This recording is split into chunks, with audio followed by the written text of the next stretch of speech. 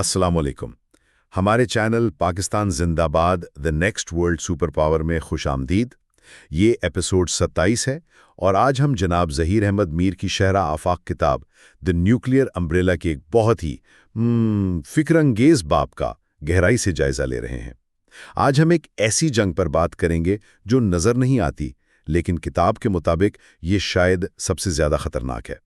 ये एक ऐसी जंग है जिससे आप यूं कह लें कि तकरीबन हर मुसलमान मुतासिर हो रहा है।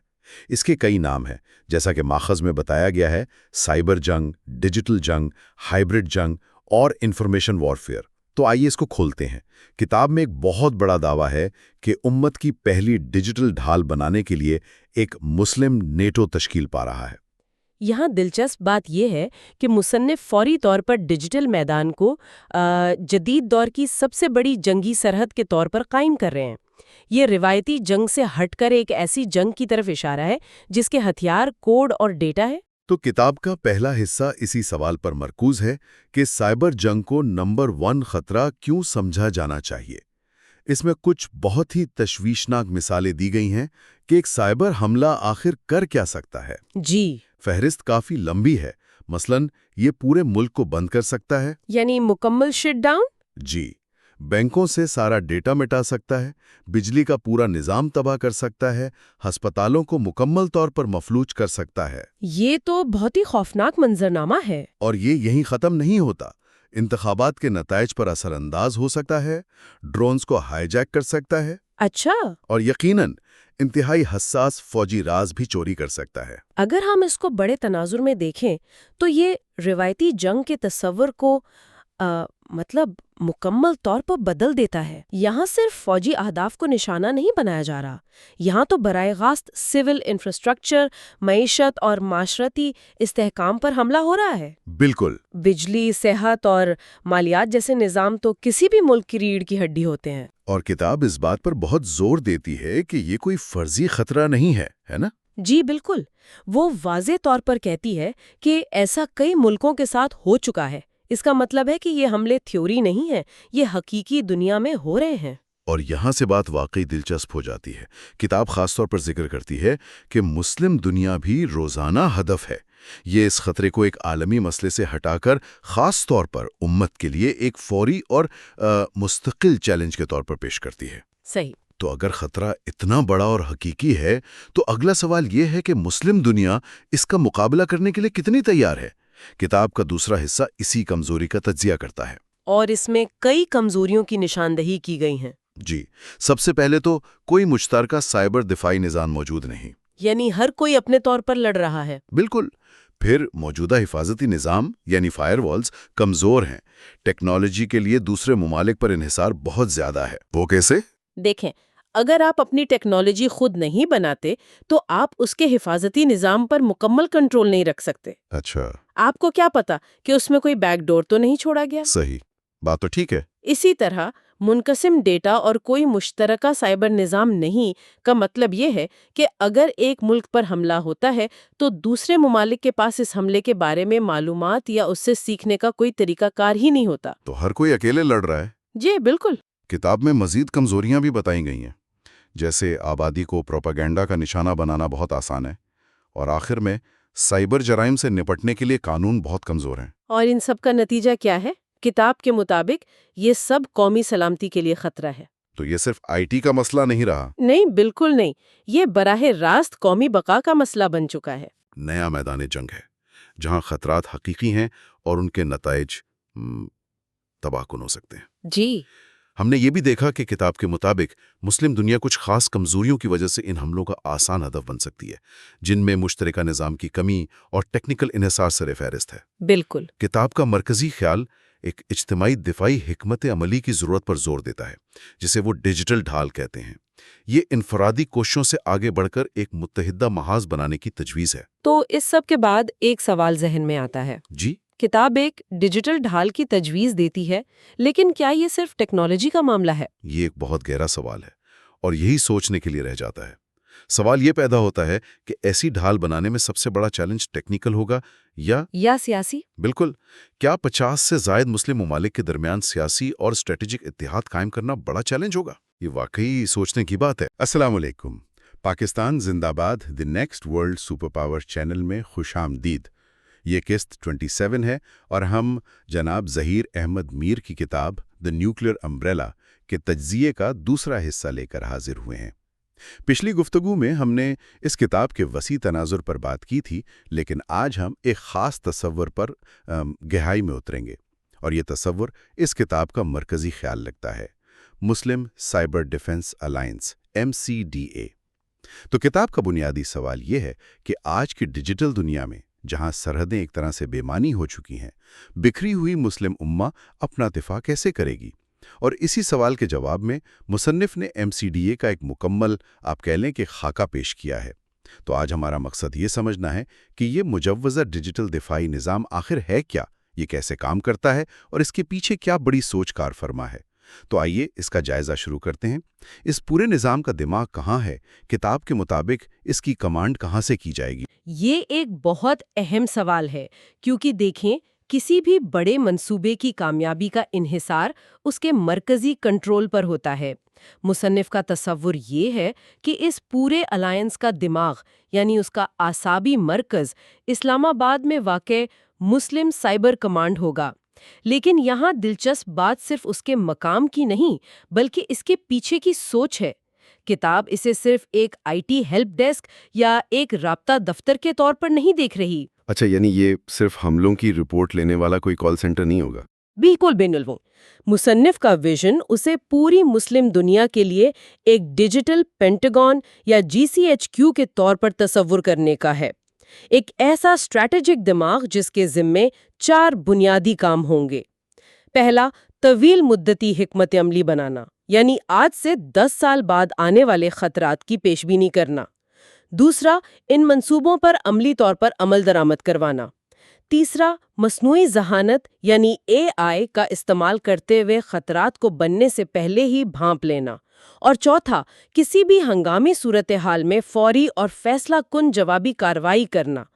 تو یہ محض دفاع نہیں، بلکہ ایک فعال اور سوچنے والا دماغ بنانے کی کوشش ہے، جو ایک بہت بڑا اور اہم تصور ہے۔ ٹھیک ہے، تو اسلام آباد میں ایک مرکزی دماغ قائم کر دیا گیا، لیکن یہ دماغ پوری دنیا میں پھیلے 58 ممالک کے ساتھ رابطہ کیسے رکھے گا؟ ظاہر ہے یہ اکیلے تو کام نہیں کر سکتا۔ نہیں کر سکتا، اور اسی کے لیے کتاب میں ایک سائبر انٹیلیجنس گرڈ یا CIG کا خاکہ پیش کیا گیا ہے۔ یہ دراصل اس دماغ کا اعصابی نظام ہے، ایک ایسا نیٹ ورک جو ان 58 ممالک کو آپس میں جوڑتا ہے۔ اسے تھوڑا آسان الفاظ میں سمجھائیں، یہ CIG اصل میں کام کیسے کرے گا؟ اس کو سمجھنے کا سب سے آسان طریقہ یہ ہے کہ اسے سائبر خطرات کے لیے ایک طرح کا انٹرپول سمجھ لیں۔ اوہ اچھا۔ جی، جیسے انٹرپول مجرموں اور دہشت گردوں کے بارے میں معلومات تمام رکن ممالک میں فوری طور پر شیئر کرتا ہے، اسی طرح یہ CIG کام کرے گا۔ فرض کریں انڈونیشیا میں ہیکرز کا کوئی نیا گروہ سامنے آتا ہے جو بینکنگ سسٹم کو نشانہ بنانے کے لیے ایک نیا وائرس استعمال کرتا ہے۔ جیسے ہی انڈونیشیا کو اس کا پتہ چلے گا، وہ اس وائرس، اس کے کوڈ اور ہیکرز کے طریقہ کار کی تمام تفصیلات فوری طور پر CIG پر ڈال دے گا۔ چند منٹوں میں یہ معلومات ترکی سے لے کر نائجیریا تک تمام 58 ممالک کے پاس پہنچ جائیں گی، اور وہ اپنے دفاعی نظام کو اپ ڈیٹ کر لیں گے۔ یعنی ایک ملک پر حملہ سب پر حملے کے مترادف سمجھا جائے گا، اور ایک ملک کا دفاع سب کا دفاع بن جائے گا۔ بالکل، یہ سب کے لیے ایک اور ایک کے لیے سب والے اصول کی ڈیجیٹل شکل ہے۔ اس سے ہر ملک کو الگ الگ مہنگی ریسرچ اور ڈیولپمنٹ کرنے کی ضرورت نہیں پڑے گی، بلکہ وہ ایک مشترکہ علمی اور دفاعی اثاثے سے فائدہ اٹھائیں گے۔ اچھا، تو ہمارے پاس ایک مرکزی دماغ ہے یعنی کمانڈ، اور ایک اعصابی نظام ہے یعنی انٹیلیجنس گریڈ۔ لیکن دماغ اور اعصاب تب تک بیکار ہیں جب تک جسم کے بازو اور ٹانگیں نہ ہوں جو اصل کام کریں۔ کتاب کے مطابق یہ عملی کام کون کرے گا؟ جی، مصنف نے اس کے لیے 2 خاص فورسز تجویز کی ہیں۔ یہ اس نظام کے بازو ہیں۔ پہلی فورس کا نام ہے ڈیجیٹل انفراسٹرکچر پروٹیکشن فورس۔ اس کا کام ڈیجیٹل دنیا کی حفاظت کے ذریعے حقیقی دنیا کے اثاثوں کو محفوظ بنانا ہے۔ جب آپ حقیقی دنیا کے اثاثوں کی بات کرتی ہیں تو اس سے کیا مراد ہے؟ مطلب کیا یہ ہمارے گھروں اور گاڑیوں کی حفاظت کرے گی؟ نہیں، اس کا دائرہ کار اس سے کہیں زیادہ اہم ہے۔ یہ فورس کسی بھی ملک کے اہم قومی بنیادی ڈھانچے یعنی کرٹیکل انفراسٹرکچر کے تحفظ کے لیے ہے۔ اس میں وہ تمام چیزیں شامل ہیں جن کے بغیر ایک ملک چل نہیں سکتا۔ آپ کے بجلی گھر، پانی کی سپلائی کا نظام، بینکنگ اور سٹاک مارکیٹ، ہوائی اڈے، بندرگاہیں اور سب سے بڑھ کر فوجی اور ایٹمی تنصیبات۔ آج کے دور میں دشمن کو ٹینک بھیجنے کی ضرورت نہیں، وہ صرف آپ کے پاور گرڈ کو ہیک کر کے پورے ملک کو اندھیرے میں ڈبو سکتا ہے۔ یہ فورس اسی طرح کے حملوں کو روکنے کے لیے ہے۔ اور دوسری فورس، اس کا نام انفارمیشن وارفیئر ڈویژن ہے۔ یہ آج کل بہت سننے میں آتا ہے۔ یقیناً، کیونکہ آج جنگیں صرف میدانوں میں نہیں بلکہ ہمارے موبائل فون کی سکرینوں اور ہمارے ذہنوں میں لڑی جا رہی ہیں۔ یہ ڈویژن اسی محاذ کے لیے ہے۔ اس کا کام صرف دفاعی نہیں بلکہ جارحانہ بھی ہو سکتا ہے۔ یہ پروپیگنڈا، جھوٹی خبروں اور ہائبرڈ حملوں کا مقابلہ کرنے کے لیے بنائی گئی ہے۔ لیکن یہاں ایک مشکل سوال ہے۔ پروپیگنڈا کا مقابلہ کرنے اور خود پروپیگنڈا کرنے میں ایک بہت باریک لکیر ہوتی ہے۔ کیا کتاب اس بات پر روشنی ڈالتی ہے کہ یہ ڈویژن اخلاقی حدود کو کیسے برقرار رکھے گی تاکہ یہ خود ایک پروپیگنڈا مشین نہ بن جائے؟ یہ ایک بہت اہم نکتہ ہے۔ دیکھیں کہ کتاب براہ راست اس اخلاقی پہلو پر تو تفصیل سے بات نہیں کرتی، لیکن اس کا زور اس بات پر ہے کہ اس ڈویژن کا بنیادی مقصد بیرونی طاقتوں کی طرف سے پھیلائی جانے والی گمراہ کن معلومات اور نفرت انگیز مواد کا توڑ کرنا ہے۔ خاص طور پر وہ مواد جو مسلم ممالک میں داخلی انتشار پیدا کرنے کے لیے ڈیزائن کیا جاتا ہے۔ اس کا مقصد سچ کو سامنے لانا اور اپنے عوام کو ڈیجیٹل گمراہی سے بچانا ہے۔ تاہم آپ کا سوال بالکل بجا ہے کہ اس کی عملی شکل میں شفافیت اور اخلاقی نگرانی کا ایک مضبوط نظام بنانا انتہائی ضروری ہوگا۔ اس پورے ڈھانچے میں مجھے لگتا ہے مستقبل کی تیاری کا بھی ذکر ہے۔ ایک مشترکہ AI سیکیورٹی نیٹ ورک کی بات کی گئی ہے۔ اس کی ضرورت کیوں پیش آئی؟ اس لیے کہ مصنف یہ سمجھتا ہے کہ آج کے سائبر حملے مستقبل کے حملوں کے سامنے بچوں کے کھیل جیسے ہوں گے۔ آنے والا دور مکمل طور پر مصنوعی ذہانت کا ہے۔ حملے بھی AI کرے گی اور دفاع بھی AI کو ہی کرنا پڑے گا۔ یہ نیٹ ورک اس بات کو یقینی بنانے کے لیے ہے کہ یہ اتحاد نہ صرف موجودہ خطرات بلکہ آنے والے دور کے AI پر مبنی حملوں کا بھی مقابلہ کرنے کے لیے تیار ہو۔ جب ہم AI پر مبنی حملے کہتے ہیں تو اس کا عام آدمی کے لیے کیا مطلب ہے؟ اس کا مطلب ہے خودکار ہیکنگ سسٹمز جو سیکنڈوں میں لاکھوں پاسورڈ آزما سکتے ہیں، یا اس سے بھی زیادہ خطرناک AI سے بنائے گئے ڈیپ فیک مواد۔ ڈیپ فیک یعنی وہ جعلی ویڈیوز؟ جی، صاف لفظوں میں اس کا مطلب ہے وہ انتہائی حقیقت پسندانہ لیکن جعلی ویڈیوز جو AI کی مدد سے بنائی جاتی ہیں، جن میں کسی بھی سیاسی یا مذہبی رہنما سے کچھ بھی کہلوایا یا کروایا جا سکتا ہے۔ ذرا سوچیں کہ ایسی کوئی ویڈیو انتخابات سے ایک دن پہلے جاری ہو جائے تو معاشرے میں جو افراتفری پھیل سکتی ہے اس کا اندازہ لگانا مشکل نہیں۔ یہ نیٹ ورک اسی طرح کے مستقبل کے ہتھیاروں کا توڑ کرنے کے لیے ہے۔ ٹھیک ہے، یہ پورا نظام بہت جامع اور بڑا لگتا ہے، لیکن اصل امتحان تو تب ہوتا ہے جب کوئی حملہ ہو جائے۔ یہ نظام عملی طور پر کتنا تیز اور مؤثر ہے؟ کتاب میں سائبر ریپڈ ریسپانس ٹیموں کا ذکر ہے۔ یہ کیا ہے اور کتنی تیزی سے کام کرتی ہیں؟ کتاب اس حوالے سے ایک بہت ہی ٹھوس اور سچ پوچھے تو ایک بہت بڑا دعویٰ کرتی ہے۔ اس کے مطابق یہ ٹیمیں کسی بھی بڑے سائبر حملے کی صورت میں صرف 30 منٹ کے اندر جوابی کارروائی شروع کرنے کی صلاحیت رکھتی ہیں۔ صرف 30 منٹ؟ یہ تو تقریباً ناممکن لگتا ہے، خاص طور پر جب 58 ممالک کی بیوروکریسی اور مختلف ٹائم زونز شامل ہوں۔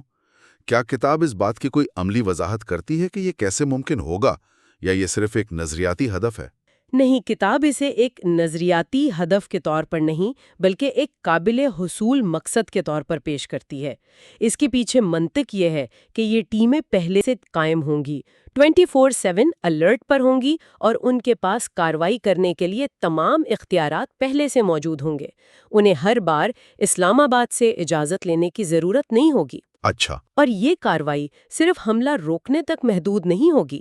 اس کے 4 واضح مرحلے ہیں۔